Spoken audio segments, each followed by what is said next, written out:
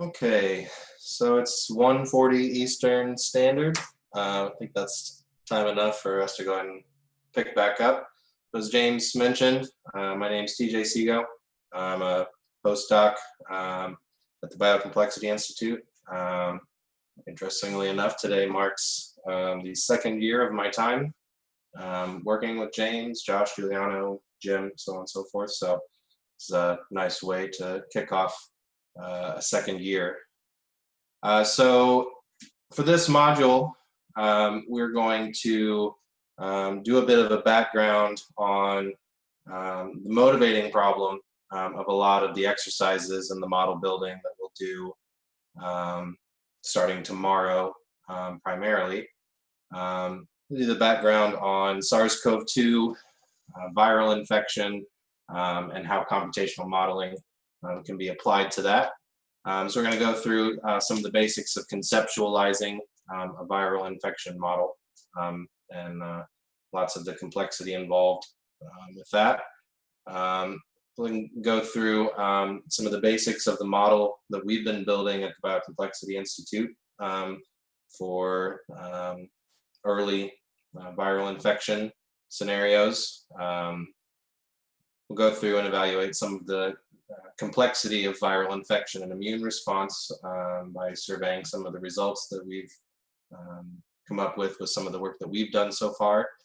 And then we'll finish up before lunch by launching the NanoHub tool specifically for this project, so you can play with the model a little bit and see what this looks like running in CompuCell.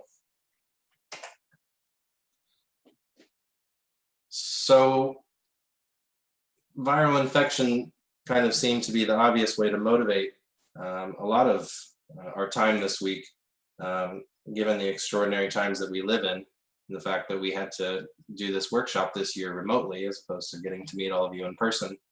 And there's a lot involved with this virus that continues to plague us. There's a lot of complexity that we don't understand. There's a lot at the global level, all the way down to the molecular level that we just simply can't seem to get our heads around yet. Things are moving at a really rapid pace concerning the research that's being done. There seem to be a lot of problematic, issues associated with SARS-CoV-2 and COVID-19. This bug is difficult to track down and to control because it's infectious before it's symptomatic. Outcomes seem to be highly variable from one patient to another, and depending on where you are geographically. There's a lot of potential causes of death for lethal cases of COVID-19 progression.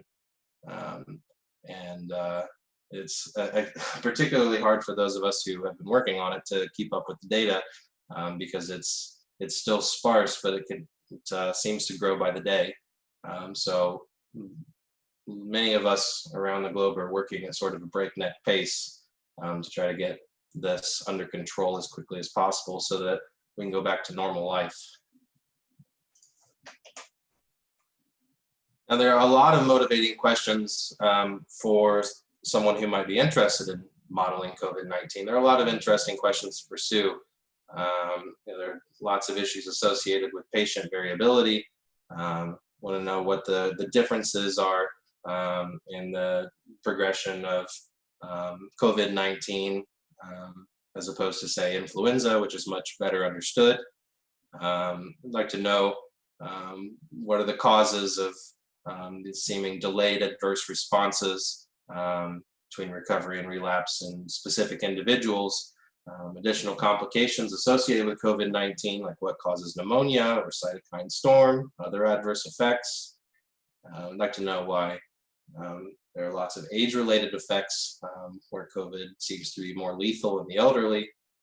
I'd like to know what the causes are for the differences in response to infection by the same virus in different tissues throughout the body.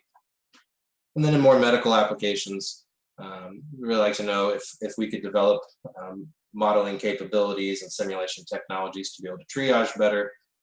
I'd like to know if we could contribute to optimizing the development of antiviral therapies as well as anti-inflammatory therapies to mitigate instances of events like cytokine storm.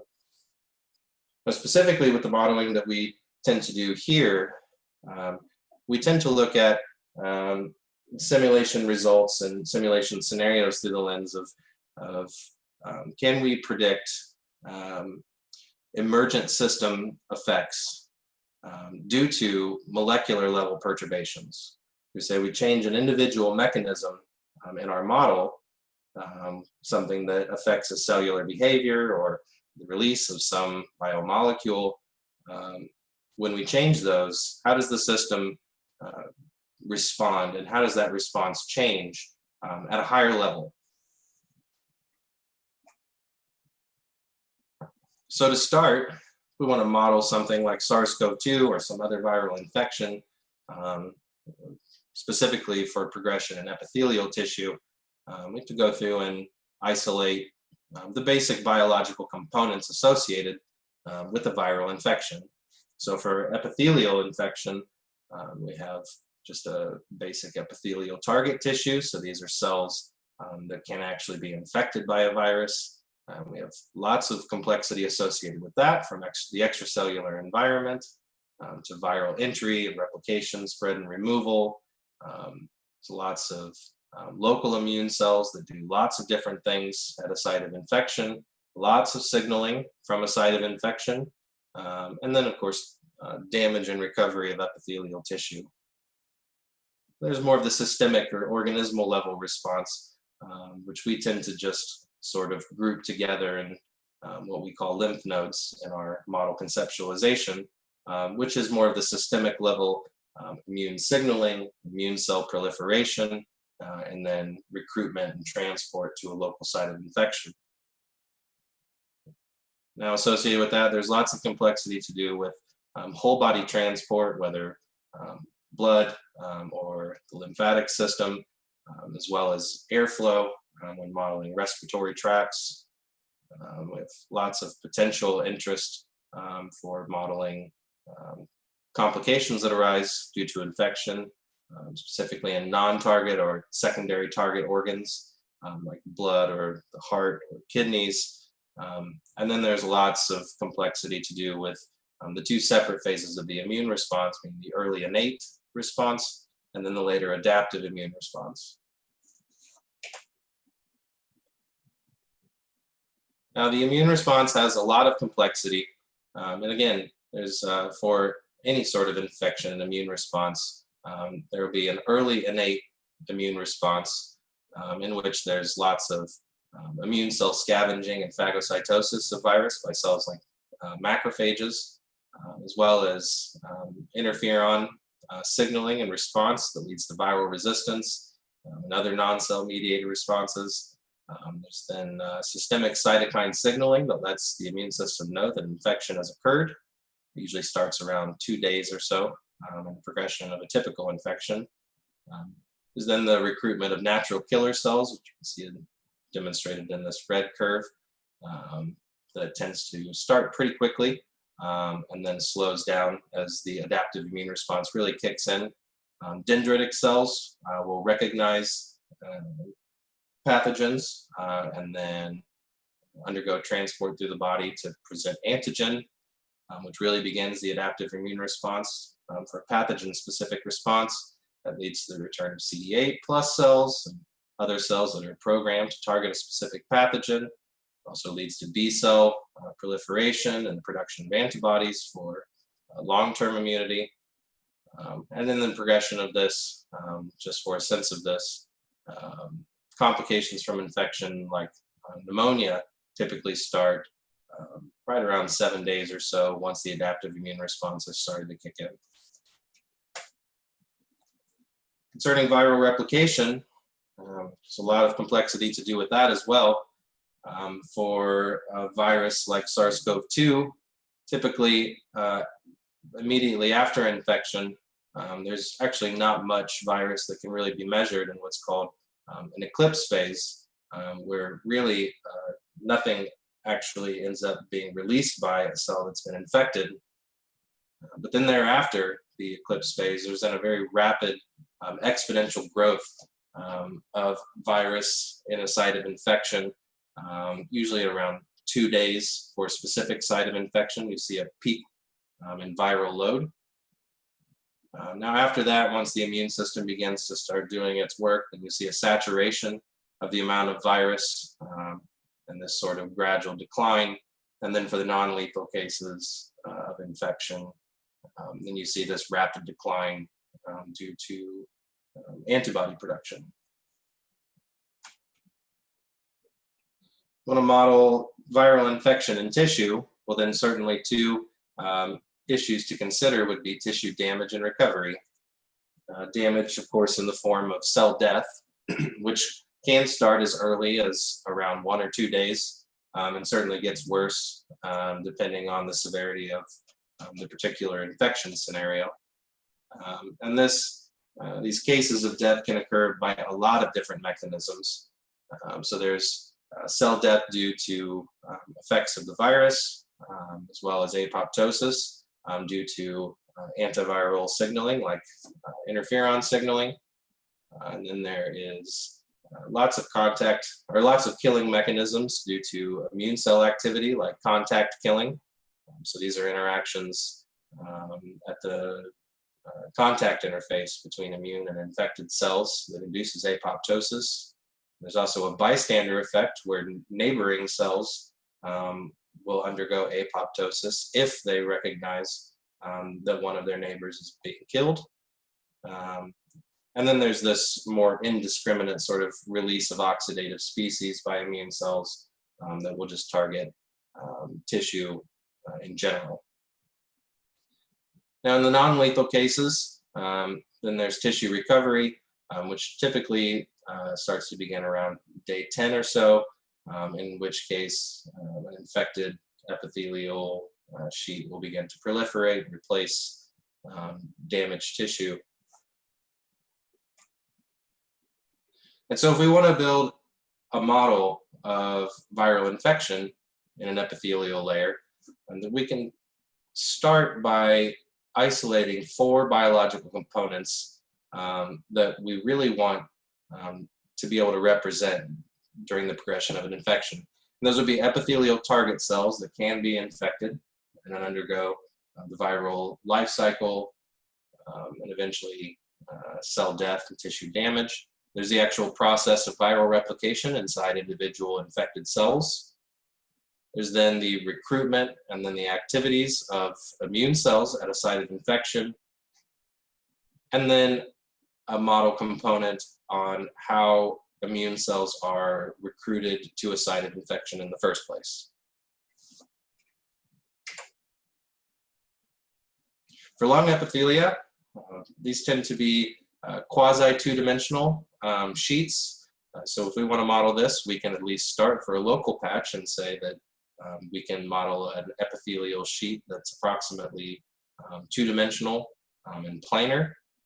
We know that there are lots of different epithelial cell types in an epithelial sheet that can vary a lot by cell type and geometry, depending on where you look. And that heterogeneity also introduces a lot of complexity associated with whether or not a particular cell of a particular type can be infected by a pathogen of interest. So this is what this looks like in a conceptualization for a quasi-two-dimensional simulation of an epithelial sheet. So each of these blue cells, these are epithelial cells that have not been infected. You can see that there's no actual height to these cells, but instead each of these will occupy a two-dimensional space and they'll all be arranged in this sort of square structure. For viral replication, we know that this process is extremely complicated and is quite specific to virus, but in general, you know that there are specific critical mechanisms associated with viral replication in general, one of which that's been particularly interesting to us has been RNA replication, specifically because the replication of genomic material inside of a cell is what leads to exponential amplification of a viral load inside of the tissue. And then, of course, there are the processes of a virus actually getting inside of a cell, undergoing replication, and all the associated processes necessary to then be released back into the extracellular space by an infected cell to go on and potentially infect other susceptible cells nearby. So when we conceptualize this, we can then isolate these specific events in that there is an extracellular viral field outside of the cells. There is a process of internalization where virus gets from the extracellular space into the intracellular space. There are then processes for genomic replication, exponential amplification that then leads to release of virus that's been produced back into the extracellular space. You can see an example of what this looks like here. This is a measurement of our viral replication model, which is shown here. Inside of a particular cell, and without going into the details of what each of these represents, I'd like to specifically draw your attention to this eclipse phase where not much occurs, and then this sudden sort of burst of exponential growth towards some saturating values. For immune response, as I already mentioned, there is an overwhelming amount of complexity, much of which is still poorly understood. But in general, we know that there are lots of different cell types and lots of different signals that play lots of different roles. So as mentioned, there's phagocytosis. We have immune cells in a local site of infection, and we know that some of those immune cells can actually uptake virus and potentially destroy it. There's lots of intracellular signaling, or intercellular signaling, excuse me, with species like type 1 interferon that induces resistance to infection in neighboring uninfected cells.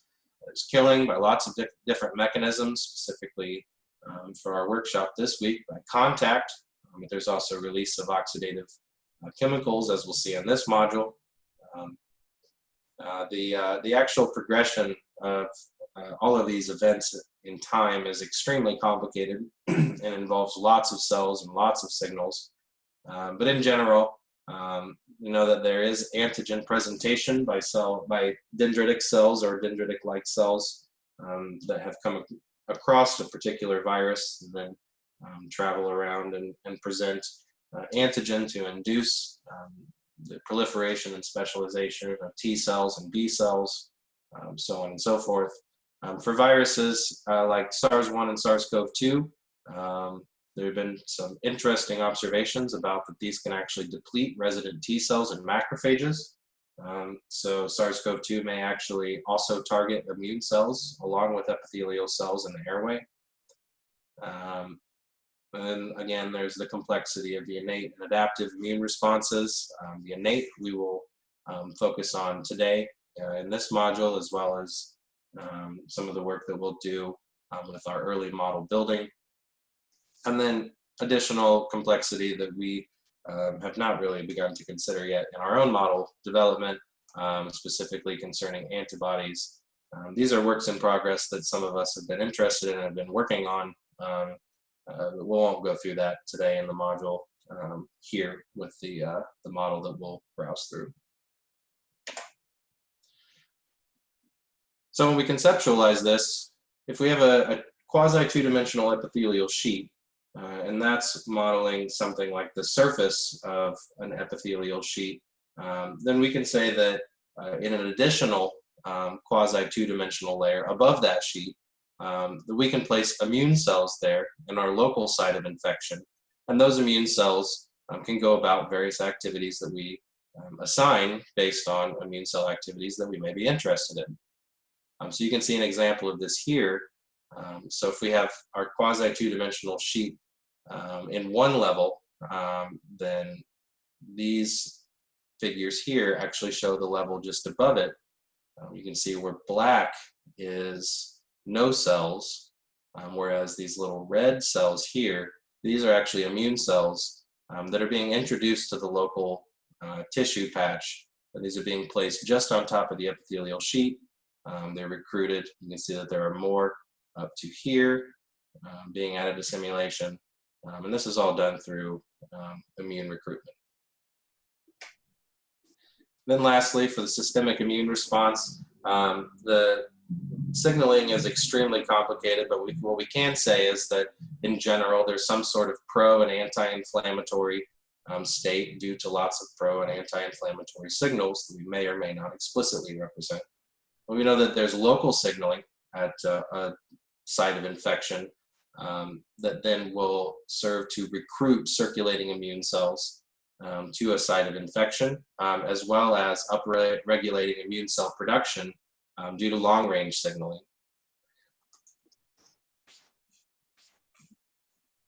Now, when we conceptualize this, if we're not modeling an entire organism, but instead modeling a tissue patch, then what we can say is that we can have a compartmental model, which is something like an ordinary differential equation or a set of ordinary differential equations that instead describes the pro or anti-inflammatory state of the immune system.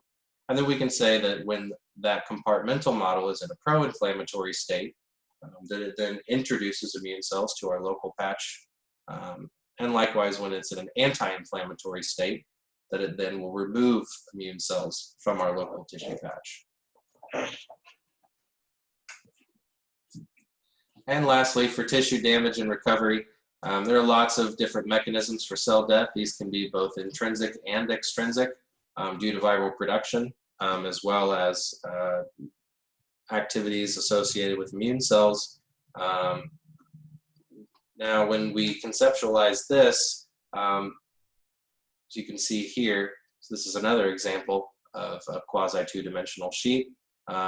We can then associate different mechanisms for, or different routes, rather, for how a cell can be in something like a dead state due to conditions of various mechanisms like viral production or immune cell behavior. For the model that we'll go through here today, we won't explore anything due to tissue recovery, just because the scenarios that we've modeled in this model have been more associated with early immune response.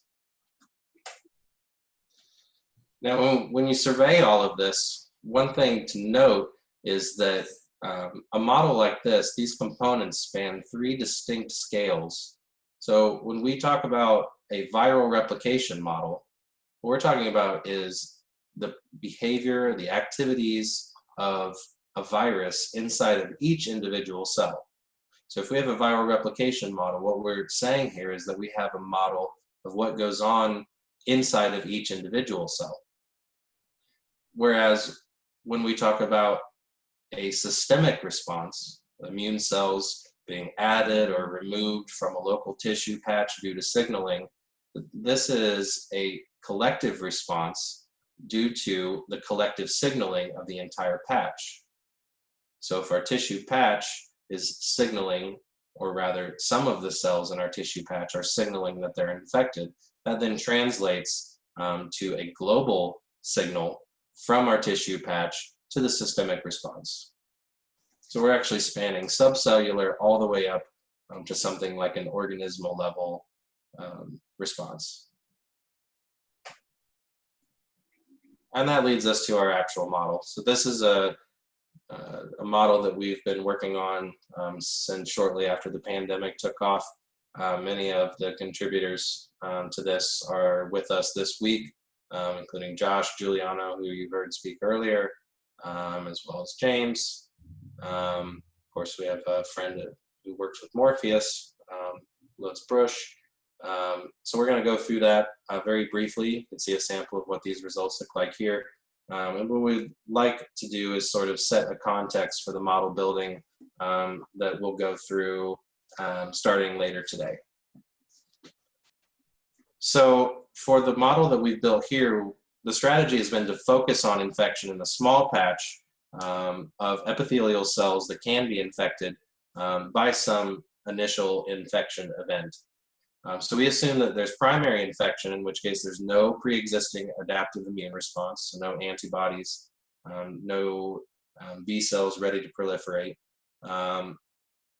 And instead we assume that there's acute infection, in which case we assume that we can simulate a short amount of time where the immune system either clears the virus or for our simulation domain that the infection spreads throughout the entire tissue patch, or then something in between. So this is a schematic of all of the models that make up the entire viral infection framework that we've constructed.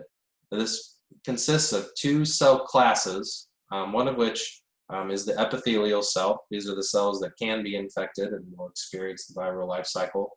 And then there are also immune cells, the cells that get recruited to the patch, do the cell killing, so on and so forth.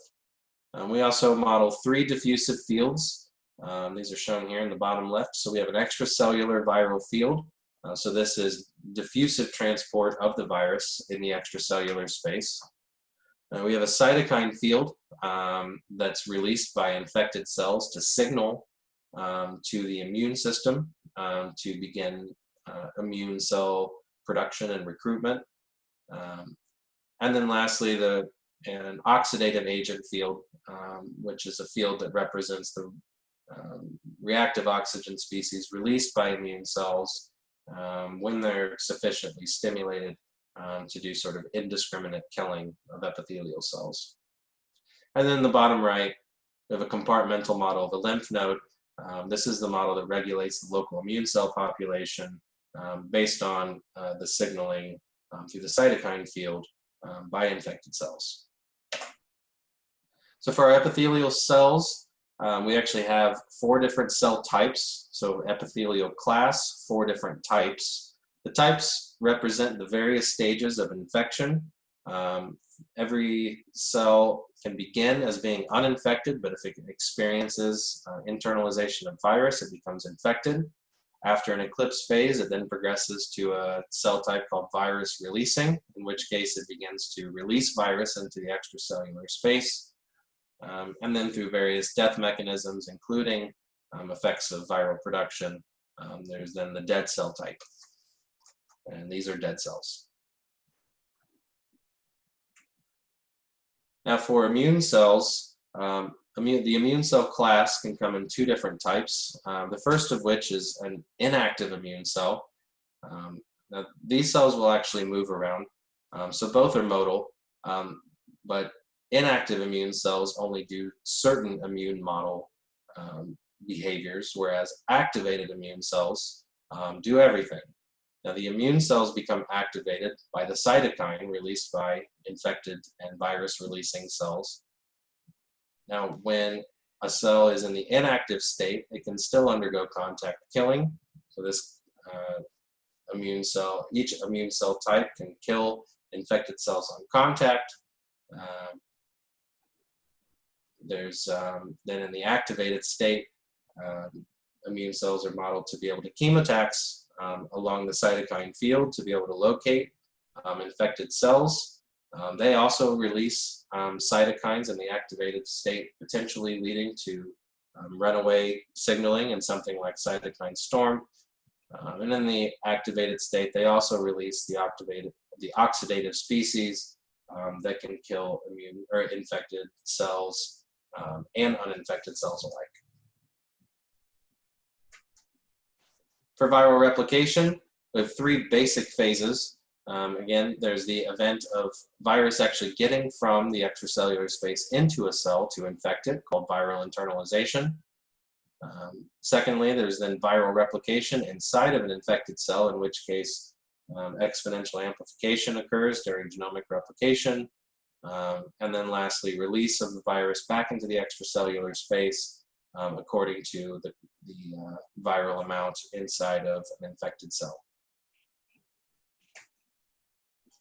For immune recruitment, in our compartmental model, we model this with a single variable we call S, or represent as S.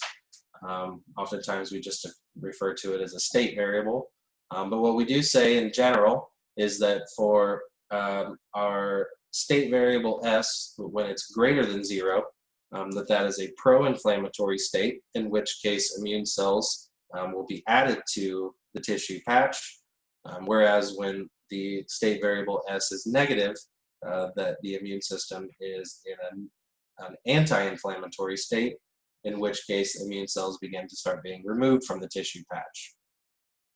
Now this variable S increases towards a pro-inflammatory state due to the cytokine level inside of the local tissue patch, which again is released by infected and virus-releasing cells. And this leads to a more pro-inflammatory state that leads to the introduction of more immune cells into the tissue patch. And then there is the regulatory feedback that decreases the state variable S more towards a net anti-inflammatory state. And this decrease feedback is due to immune cells actually being in the tissue patch. We have 4 different cell death mechanisms that we represent in this model. The first is virally induced apoptosis. So cells can die and die with an increasing probability due to greater amounts of virus inside of the cell. There's death by contact cytotoxicity, which is due to an immune cell being in contact with a virus-releasing cell. There's a bystander effect by which cells can die when in the neighborhood of a cell that has been killed by contact cytotoxicity. And then lastly, cells can die when sufficiently exposed to the oxidative agent that's been released by activated immune cells. And so, as sort of an overview of what this looks like for a full simulation, you can see here on the right, this is a figure showing all of the fields in the initial configuration of a typical simulation. So at the top, in these top 2 figures, you can see the first and second layers of our quasi-2-dimensional simulation in the cell field.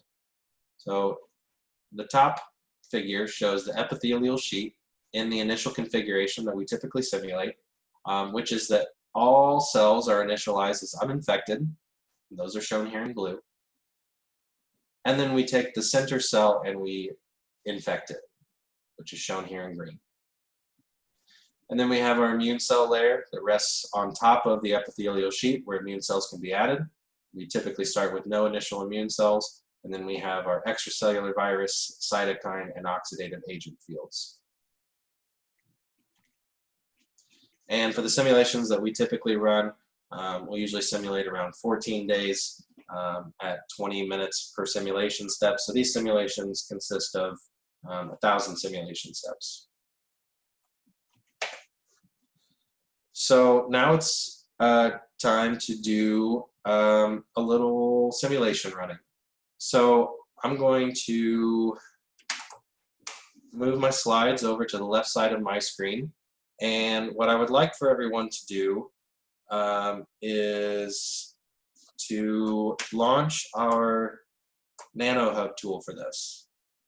So this is not to be confused with the NanoHub tool for CompuCell in general, but rather for a NanoHub tool that we have created specifically for this project. So the link is shown here in the top right. I will put it into the chat so that everyone can quickly grab it. Now when you follow the link in the chat, this should take you to a page that's shown here on the right of my screen. So again, this is not the general CompuCell tool, although this should be included in that distribution. This is the tool specifically for this COVID modeling project. So I'll give everyone a second to grab the link and launch this in their browser of choice.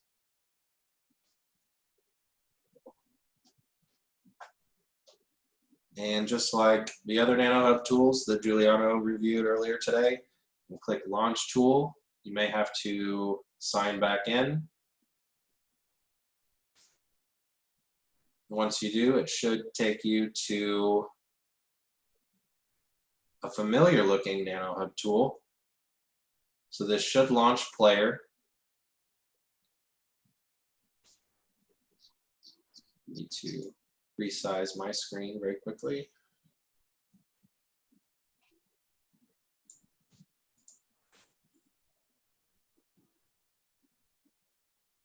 And what you should find is some messy windows, which we will organize momentarily. But you should find that a specific simulation has already been loaded for you when you launch it, which is viral infection VTM.cc3D. And you should find that it already starts running. So when you get this launched, before dealing with the messy windows, just go ahead and hit, say, pause, which is the third button in the top left of player.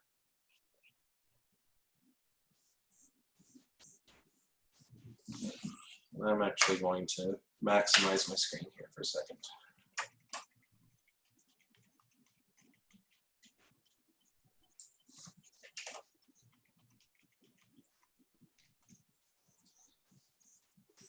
So if everyone is here, then we will continue. Question in the chat, is there a way to run this from desktop? There absolutely is, and we will start the next module by going through how to get to the GitHub repository and downloading your own copy. So yes, excellent question. We will start after lunch with setting that up. Okay, so for the NanoHub tool, let's begin by closing this window model editor. We won't need this for this exercise. So we'll close the model editor. After that, in player, we'll go to the menu bar. We'll go to Window.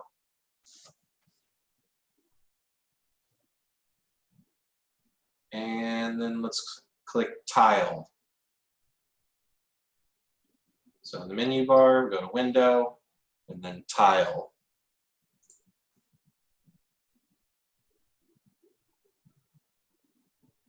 Lots of screens. If you're having the problem that I'm having with having too many windows, you can just minimize, say, the steering panel. Really what we'd like to look at is the cell fields. I'm going to watch this work.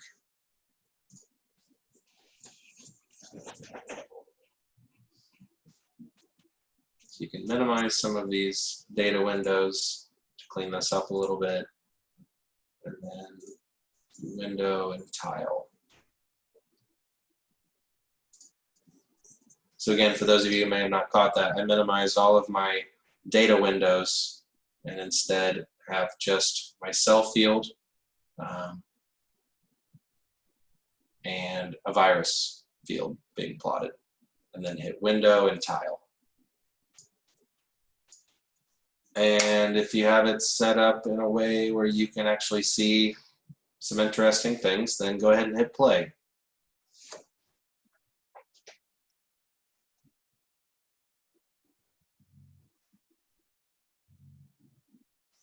So you'll notice here that, again, we have initially uninfected population of epithelial cells, and then this one cell in the middle that on mine was initially green. Again, that's the infected cell type, so that doesn't release virus. But then after an eclipse phase, it then became red, which is virus releasing. And I look over in my virus plot and notice that now, after that eclipse phase, I now have some virus being produced. Also notice that shortly after the eclipse phase is done, and this has become a virus releasing cell, you may also notice that in the other graphics window showing the cell field at 1. So you can see here on mine, looking at a coordinate z equals to 1, now I have some immune cells that have shown up. And again, those are shown in red cells, and those are sitting on top of the epithelial sheet.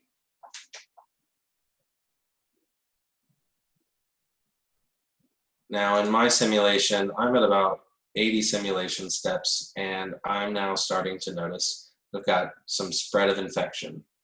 So this initial infected cell, after its eclipse phase, became virus releasing, began to release virus into the extracellular space.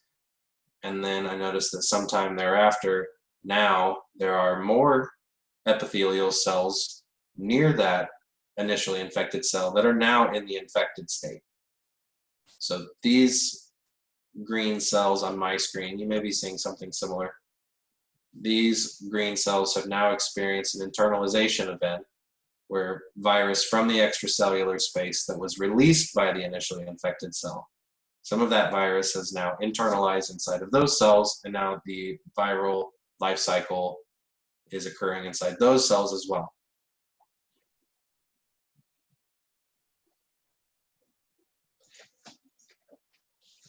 Now on my screen, I'm at around simulation step 120, and now I see for mine, I have some yellow cells. They may show up as black on yours, depending on how you've configured the display of your cell types. But what this fourth cell type is, these are dead cells.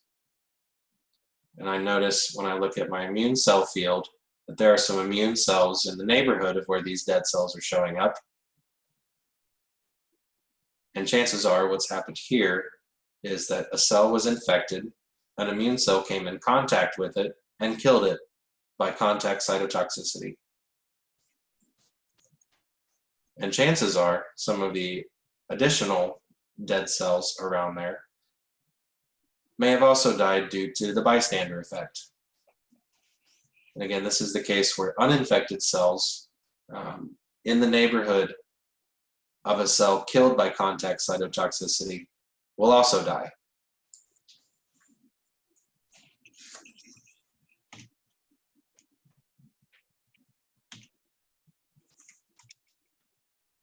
Question in the chat about changing time step.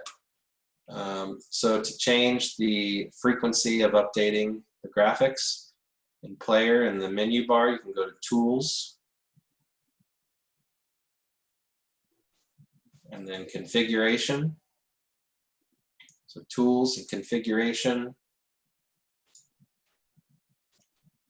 Now this very first option in the tab Output, update screen every nth MCS.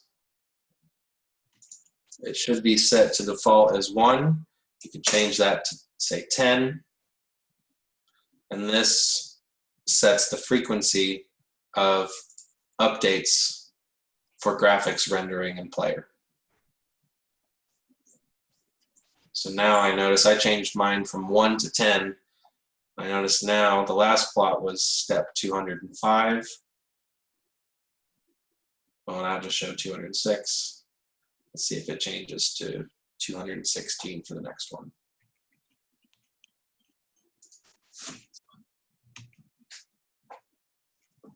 Nope, didn't work for me.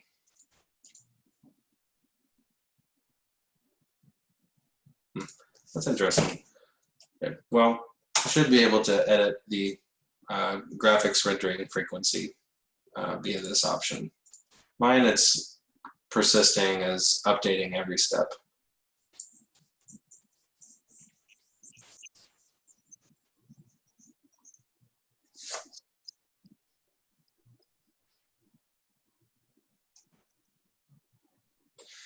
Now, my simulation is at around 230. I have a distinct population of virus-releasing cells now at the initial site of infection. But I also have this massive growing space of tissue damage. All of these yellow cells on my simulation replica, all of these are dead with this much widespread death. And I'm now seeing large new areas of tissue damage over individual simulation steps. That's clearly not due to contact effects.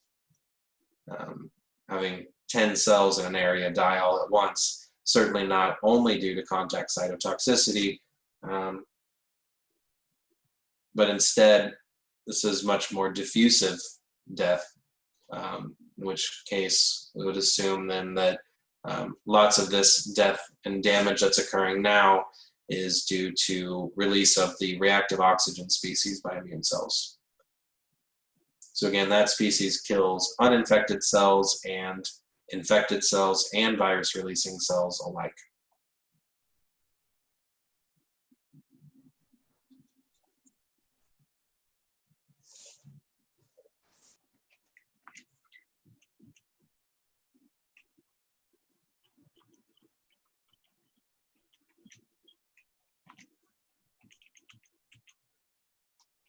As this goes through, if you want to clean up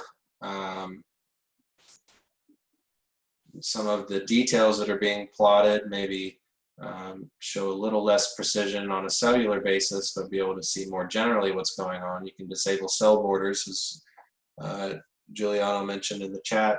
You can go to the menu bar in Player and go to Visualization, and then click Cell Borders.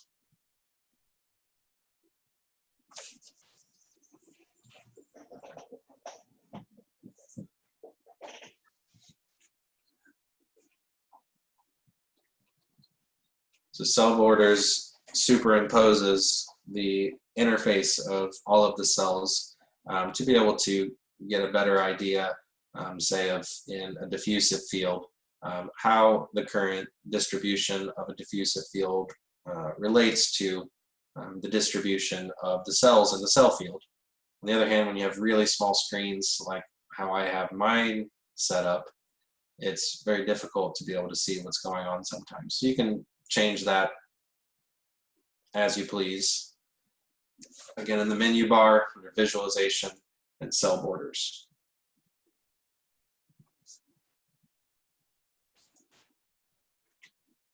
Now, for anyone who may have lost a window or would like to move around a little bit, the cell field, actually the entire domain, consists of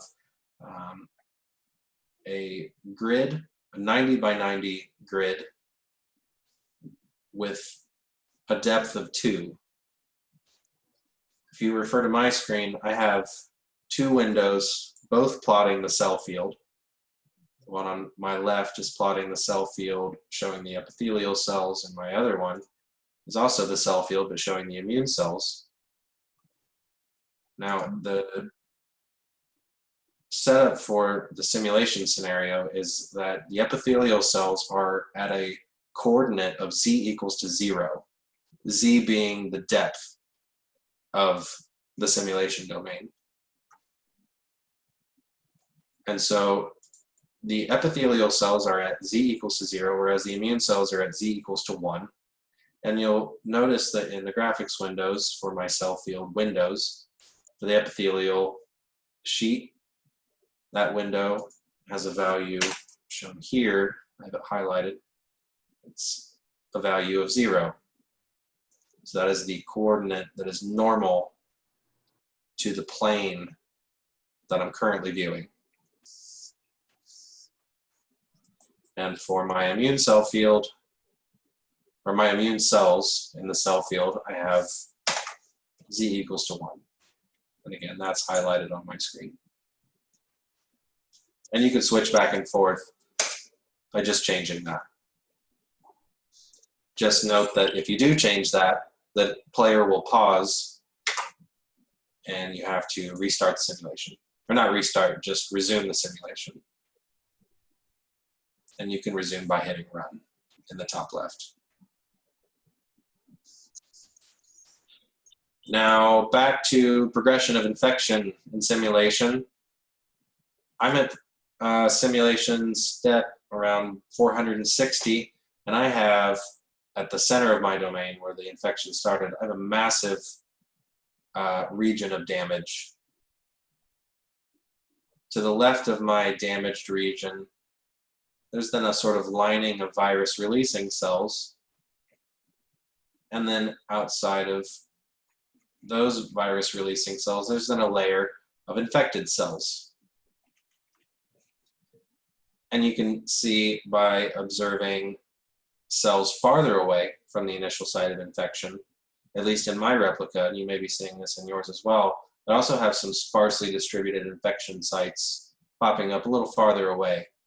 So what we see here is this sort of diffusive spread of infection from the initial site of infection with some sparse new infection sites showing up somewhat randomly. And that's due to diffusion of the virus into the extracellular space and then stochasticity associated with internalization.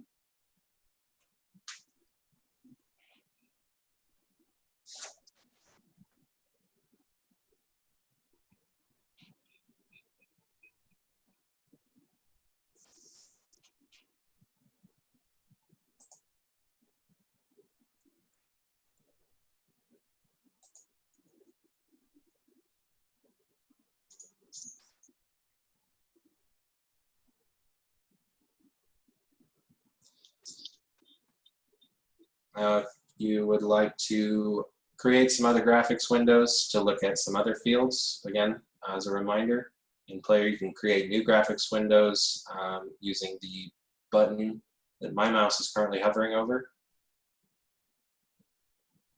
You can also do it from the menu bar by clicking Window and then New Graphics Window.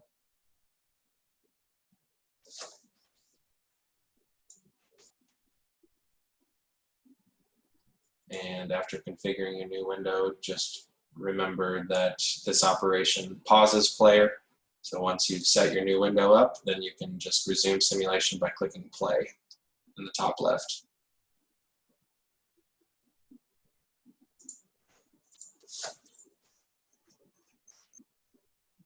Okay, so my replica is at around 500 steps. This goes to 1,000 simulation steps, and just based on what we see here, pretty much assume that this is going to spread all the way throughout the entire patch before the 1,000 simulation steps. Now let's do a variation, a parameter variation for this. Let's stop our simulations. You do that by hitting the fourth button in Player in the top left. It's just the little square inside of a circle.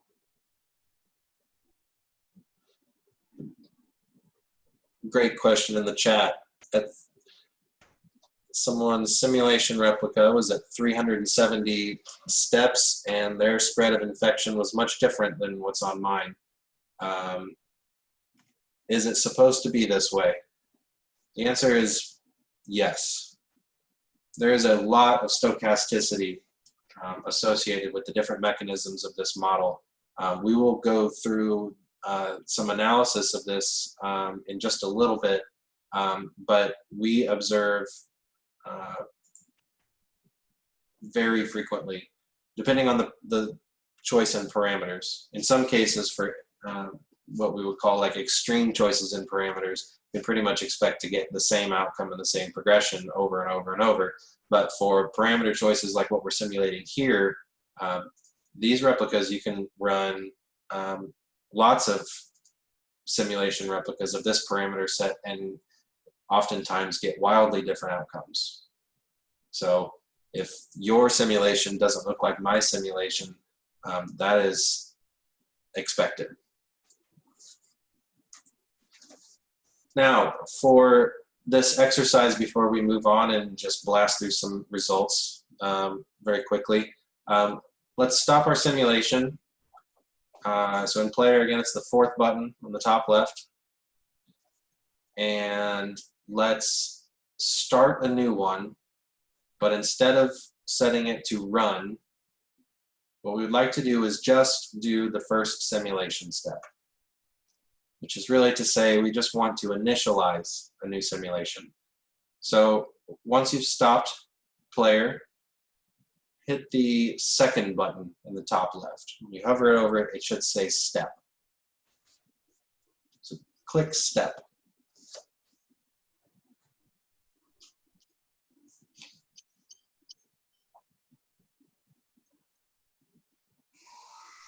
And while Player is gearing up for this simulation, go ahead and close the model editor window again. We won't need that. And can minimize some of the data plotting windows clean up the screen.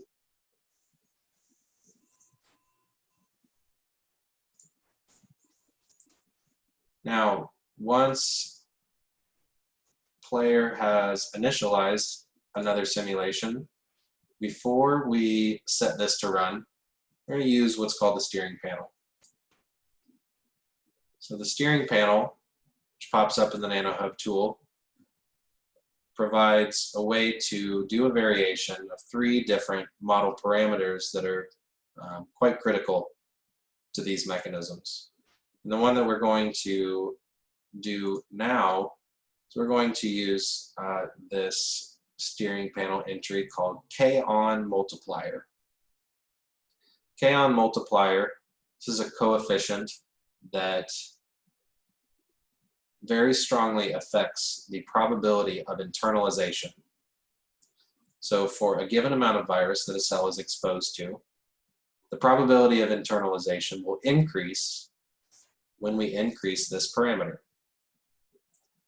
So in the steering panel, let's go to the drop down for K-on multiplier, it should say 1. When you click on it, you should be presented with 5 options. A logarithmic scale from 0.01 to 100. So again, K-on multiplier in the steering panel, click on the drop down, and then select 100.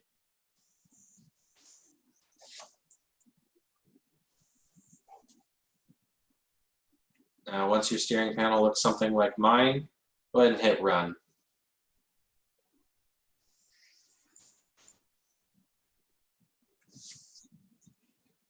So all other mechanisms unchanged should see the same eclipse phase, should see this cell, this first initially infected cell, become virus releasing. We should see the same amount of virus being produced. But the probability of internalization due to exposure to extracellular virus, that probability has just increased, and it's increased a lot. So when we run this, what we should expect to see is a comparable spread of infection spatially, but not temporally. Instead, what we would expect is to see nearby cells becoming infected much faster. And I see that in my replica, I already have quite a few infected cells by simulation step 50. So in the steering panel, we just increased the K-on parameter in the model, which increases the probability of internalization for a given amount of virus, and certainly see infection starting faster, spread of infection starting faster, rather. So what we would expect from this is if we were to run this at 500 simulation steps, in our last trial, 500 simulation steps, widespread infection hadn't occurred all the way throughout the entire domain, we could probably hypothesize that by simulation step 500 in this case, that infection could quite likely have covered the entire domain.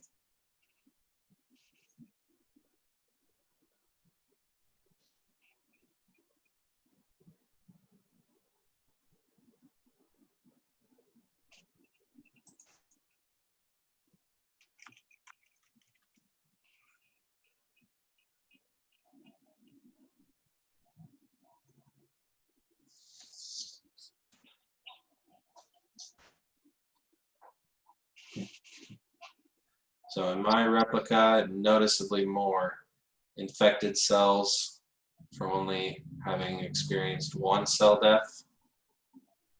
Now have some contact cytotoxicity showing up due to contact killing by immune cells.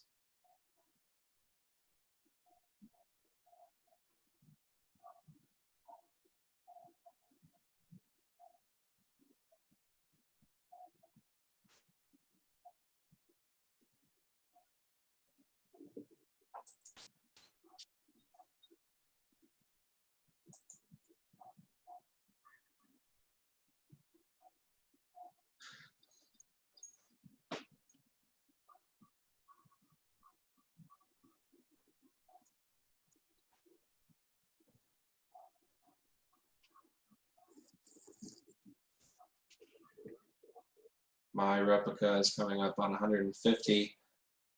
I have the same occurrence of some sparsely distributed infection sites a bit farther away from the main body of infection. Noticeable contact killing, probably some bystander effect.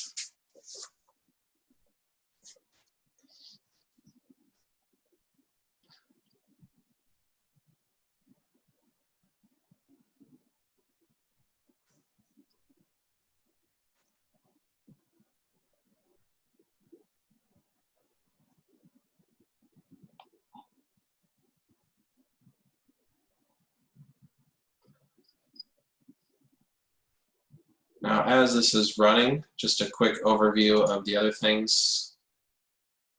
Oh, did my CompuCell crash?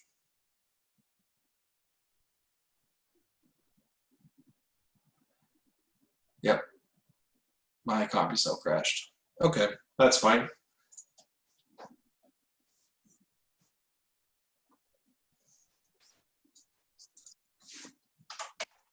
Okay, so I'm just going to close this and move on. You can, of course, continue to run yours. I'm going to survey some results from the work that we've done on some more variations like the one that we're doing right now. There's a quick overview of what else is made available in the steering parameter, or the steering panel. There are two other parameters that you can vary in this tool. Again, the first one was K-on. This is a coefficient that increases the rate of internalization for a given amount of virus. The second is called beta delay multiplier. This is a parameter that when you increase it, the delay in immune recruitment due to cytokine signaling increases. So for higher values, it'll take longer for immune cells to arrive. For smaller values, immune cells will show up faster. And then the third parameter that's made available is Rmax multiplier. And Rmax is a coefficient that affects the rate of genomic replication inside infected cells. So again, this is genomic replication is the stage where exponential amplification occurs. And so increasing Rmax, using Rmax multiplier, increasing that will increase the rate of genomic replication, whereas decreasing it will slow down genomic replication. Now, the parameters that we've been playing with and that the NanoHub tool is set up to run, there's an example shown here on the right for an entire progression of simulation. We tend to refer to this as just the baseline parameter set. And we chose these parameters specifically because making slight variations in various parameters tends to either push the system towards widespread infection, as shown here on the right, or a failure to infect or control of infection. So you can see a representative case here again on the right, and then metrics of population statistics, diffusive fields, and so on and so forth shown here on the bottom left. And this is what one looks like through the entire progression of the simulation. So that's what we call widespread infection. Everything in the simulation becomes infected, at least by the end of simulation. You can see immune cells will show up due to cytokine signaling, which you can notice early in simulation corresponds well with where cells are infected. You can see the extracellular virus emanating out from the initial site of infection, so on and so forth. And we did a reference case simulation where we just disabled the immune response. So this would be something like uninhibited infection using the baseline parameter set. And so you can notice that here in the bottom right, just looking at the number of dead cells and the number of uninfected cells. The uninfected cells quickly decreases and non-linearly. The system goes towards total cell death. Now we did some parameter sweeps specifically to show how changing mechanisms associated with viral infection and immune response, how those mechanisms can interactively send the system towards either widespread infection, where everything becomes infected, or something like control of infection or failure to infect. So you can see a case of this in the figure in the middle of this slide. So this is showing the number of infected cells for a variation in 2 parameters, both of which are made available in the steering panel. We were varying the parameter K on, and this is shown here as variations vertically, where the top row is the slowest internalization rate, and the bottom row is the fastest internalization rate. So virus is internalized much faster in the bottom row. And then moving from left to right, this is the steering panel entry for the immune response delay coefficient. And shown here in this grid, the left column results are the slowest and weakest immune response, and the right column is the fastest and strongest immune response. And as mentioned earlier, so you'll notice here in these regions shown as either red or as green, you'll notice that for 10 different simulation replicas of each of these parameter sets, each plot shows a different parameter set, and 10 replicas of a particular parameter set, you notice that in the extrema that we have deterministic results, meaning that if the immune response in this case is weak, very weak, and internalization is very fast, that would correspond to the bottom left corner. You notice that you can't even tell that multiple simulation replicas are shown here, because the time course is approximately deterministic. Whereas moving in the opposite direction to the top right in the green region, when not much infection occurred, see that also in this extreme corner, there's very little variation in results across different simulation replicas. And then for our baseline parameter set, which is shown here in this blue box, this is something in between these two somewhat deterministic regions, which I like to call in a fuzzy boundary, where for multiple simulation replicas of the same inputs and same initial conditions, you can get noticeably different outcomes. See this especially in like the top left corner or the bottom right corner, looking at the number of infected cells. You get lots of variation for the exact same parameters and initial conditions. But we did notice that we could identify specific sort of events and outcomes from different simulations for various model parameters. So we classified those. We'll go through those really quickly. There's the case of widespread infection, like the baseline parameter set, where nothing by the end of the simulation is uninfected. This occurs in the bottom left-hand corner of the parameter sweep. There's slowed infection, where by the end of simulation, there are some uninfected cells that remain. There's also a significant amount of extracellular virus that remains in the extracellular space, and basically the progression of infection is indeterminate. And that's around here in the top middle. There's containment of infection, where infection does actually occur, but then the immune response manages to deal with it. You shouldn't see this on the right. That's around the right middle of the grid for the parameter sweep. There's recurrence, where all infected cells are dead, but then extracellular virus manages to start up a new infection site.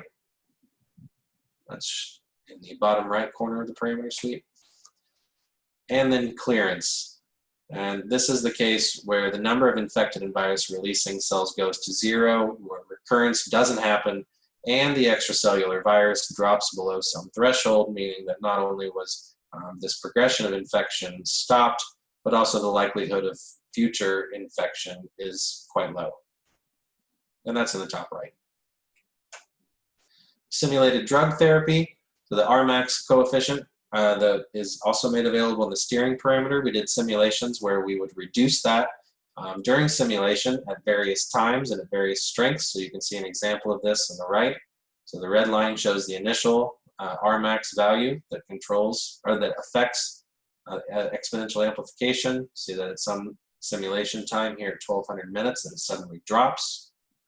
And then we did a parameter sweep varying how late in simulation this sort of drug therapy is administered, and also the strength at which that drug therapy acts. So top rows, these are absolute reductions in the replication rate. So once the drug dose event occurs, then no more replication occurs inside infected cells. In the bottom, this is only a 12.5% reduction from the initial rate, so this is the weakest therapy. Moving from left to right, this is the delay of application and simulation. On the left-hand side, the reduction is implemented at the first simulation step. That's shown here as 0. Moving from left to right, these correspond to later drug therapy events. They're shown as dashed lines as late as 1400 minutes. And as you would expect, this green region shows the control or containment of infection. This is plotting the number of uninfected cells, so again for 10 replicas per parameter set. Top left, so this is for early and strong therapies. See very little virus activity, lots of deterministic simulations, some of which where nothing really even happens. And then moving to the right and bottom, these are later and weaker therapies. So in the bottom right and moving outward along in the orange region, this is lots of spread of infection, lots of tissue damage. So these would be negative outcomes. Now you'll also notice again this notion of a fuzzy boundary between the two, where between the green and orange regions you have lots more variations in outcomes for the same initial conditions, the same drug therapy scenario, and the same model parameters. And when we looked into this, we wanted to know what were the primary causes for this variation in outcomes, and we noticed that what we noticed is that when we counted the population statistics, we found that when the outcomes, or where the progression of infection diverged between 3 different cases of the same parameters. This is showing the same parameter set with 3 different simulation replicas, a positive, an intermediate, and a negative outcome. What we found was that where these simulations diverged wasn't so much due to the number of infected cells or uninfected cells. The population statistics were quite similar, and that really where the difference began was in the amount of extracellular virus. Now, the difference between all of these simulation replicas, if it's not the number of the various cell types, then it's certainly the location. And so the stochasticity that shows up in these simulations concerning outcomes and the progression of infection has very much to do with the spatial distribution of infection and where specific cells are infected at a specific time. So these are stochastic outcomes that are intrinsically dependent on the spatial aspects of modeling viral infection. So to summarize, parameter spaces with models like this in general, this is not necessarily specific to this particular model, but to stochastic cell-based spatial models in general, found that the parameter space in our parameter sweeps tends to have deterministic regions with fuzzy boundaries where stochasticity is very dominant. And we found that there are spatial aspects of the model that contribute a lot to the stochasticity of those outcomes. For simulating drug therapy, we found that early treatment is better, which is perhaps not a surprise, but is certainly relevant when it comes to development of drug therapies. We also found that for even low doses of simulation, or of low doses of drug therapy, that those still have the chance of being effective if administered early enough. And then that in a few replicas, we also noticed that with high potency of drug therapy, so very strong reduction in the replicating rate, but those could potentially still be effective even late in simulation.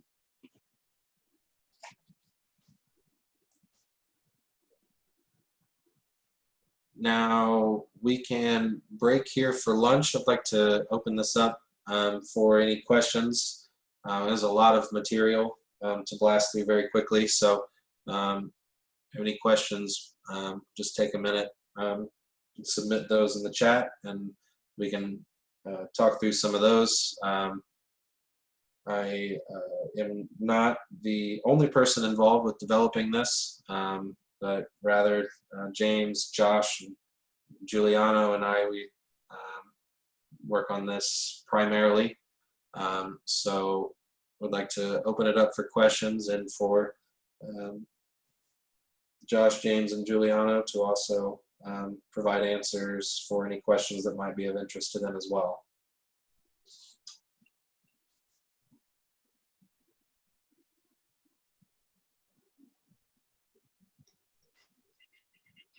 TJ, there is a question about the scale on the virus plots.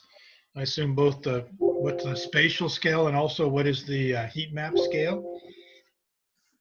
Yeah, so for the spatial scale, that is modeling, let's see, those are, if I remember correctly, Giuliano, correct me if I'm wrong, it's 4 micrometers per lattice site.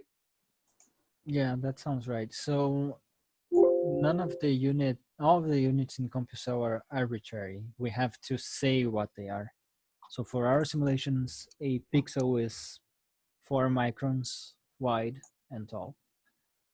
But there was also a question about the units for the chemical field at some point, and it's units of concentration. We have some calculations in the paper to go from those arbitrary units to actual real life units.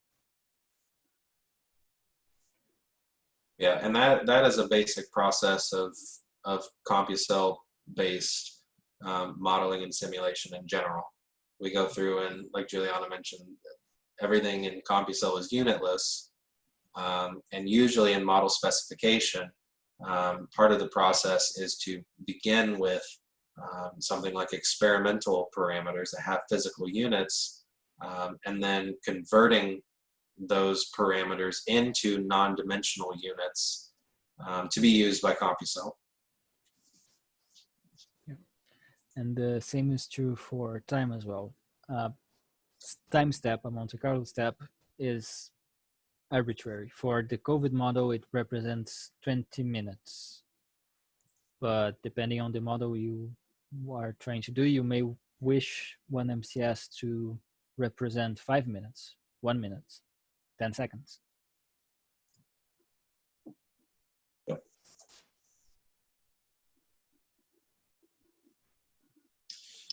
Okay, see a question. I'll make sure I didn't skip anyone. We looked at the potential damage to the ECM as an output. So that's a great question, and this is actually not one that I think I've heard really discussed much. James, would you like to weigh in on this? I can't think of any. So the question was, did we model the damage to the extracellular matrix due to the infection? Yeah, and use that as an output or factor of the model. Right. So the answer here is no. So if you were going to consider the development of pneumonia and the leakage of fluid into the lungs, then you would certainly want to consider both reduction in epithelial integrity due to inflammatory response and direct loss of epithelial cells lining the tissue. You could also, of course, have macrophages and other immune cells directly damaging the extracellular matrix. In this particular model, the immune cells are represented as a layer of infinitely thin epithelial cell. I'm sorry, the epithelial cells are represented as an infinitely thin layer. And so there isn't an explicit representation of the extracellular matrix. However, one could certainly extend the simulation the way we did with the example of the choroidal neovascularization and age-related macular degeneration, where you do have an explicit representation of the basement membrane between the epithelial cells and the mesenchyme. And in some parts of the lung, of course, it's a pseudostratified epithelium or complex epithelium. You could include that. And so one could certainly add that to a simulation of this kind, but it's not included in the current simulation. If we really wanted to get a handle on the origins of pneumonia, beyond looking simply at the area of tissue damage and the cytokine levels, you would have to do exactly that kind of extension. I think that's a very good question.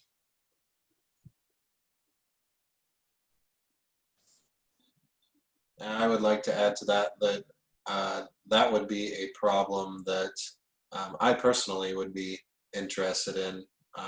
Much of my research leading up to my time here working with James was on modeling the extracellular matrix and how to do that using the cellular dynamics that CC3D uses. So I find that question particularly interesting, and there has been some development work to start supporting that sort of modeling work in CompuCell. Question, how long did it take for you and your colleagues to create this model? The overwhelming majority of development that was done for this model we actually performed while participating in a hackathon. So we participated in a hackathon called the Global Hack. And this was a 48-hour hackathon that was put on globally to sort of catalyze rapid innovations in computer science or whatnot to try to fight the pandemic. And so Josh, Giuliano, James, and I, as well as some undergraduates at IU, Kira and Sam, and then a couple of other collaborators. We did the majority of this modeling work and implementation in 48 hours. Of course, we had lots of ideas on what we wanted to do, and Josh in particular had already done some work on developing the viral replication model and some prototypes of putting down the epithelial sheet and so on and so forth. But we were generating simulations that looked like this after 48 hours of nonstop work.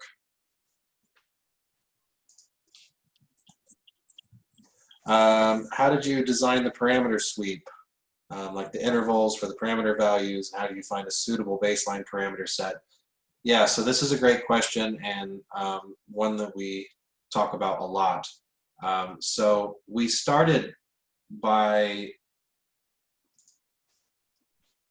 knowing what sort of outcome that we wanted over a number of simulation steps that we wanted to simulate, which was something to the effect of that over 1,000 simulation steps, according to our time units that we assign, how long a particular simulation step is, over about 1,000 simulation steps, we wanted to start with an initially uninfected or an initially infected cell, and we wanted to see this sort of diffusive-like progression, spread of infection, and immune cells showing up and doing all of the killing mechanisms that we had modeled to some appreciable degree.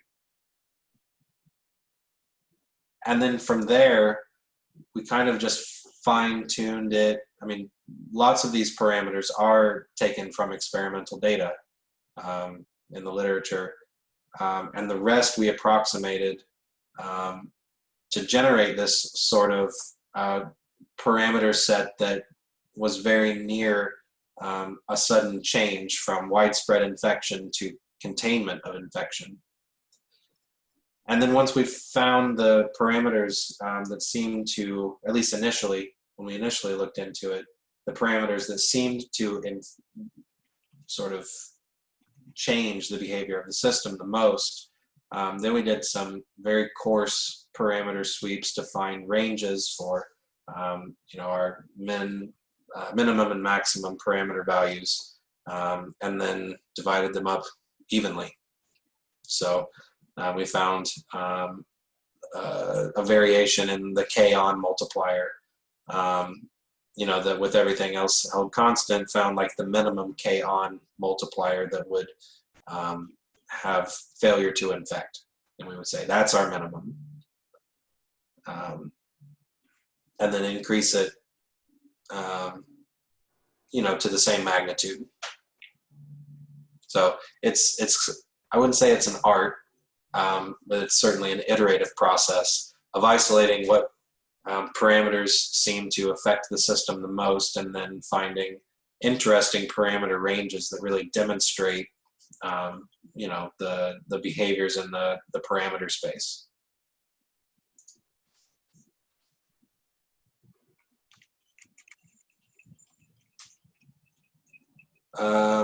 Infected and virus-releasing cells per units increased, and consequentially the dying cells increased. Can we quantitatively compare the two different simulations? Yes, absolutely. So one of the features that we'll go through in some of the model building is plotting, or generating, plotting, and saving data. In which case, and we do this a lot to generate figures like this and the analysis that goes into it.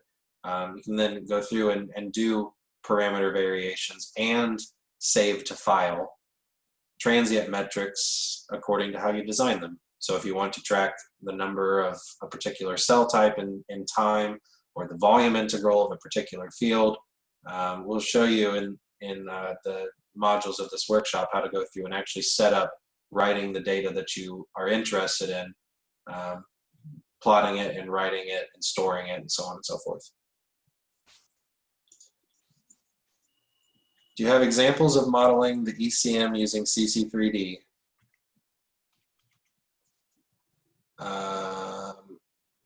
Let's see. That was sent to me personally. I will address that personally. It's a great question. Were the simulations stable for all those parameters? Stable in the sense of numerical stability, yes. Really the only potential source of instability in general comes from the diffusion solvers, choosing diffusion coefficients that are unstable.